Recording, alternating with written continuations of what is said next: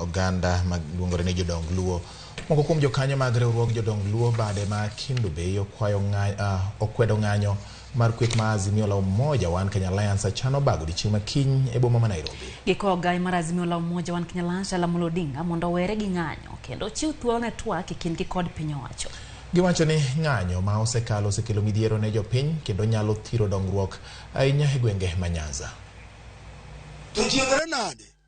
kombulu nyocho osepogogi ma William Ruto bedo president mar Kenya mane jo Kenya kwe te ma koko ne onge ne keche ne piny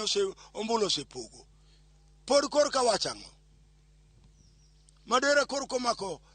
piny Kenya wakwaye gi duond jodongo mag Nyanza ni koyie ang'o makine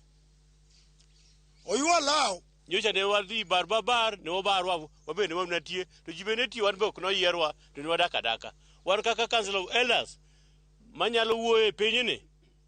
gindo on jodongo wadag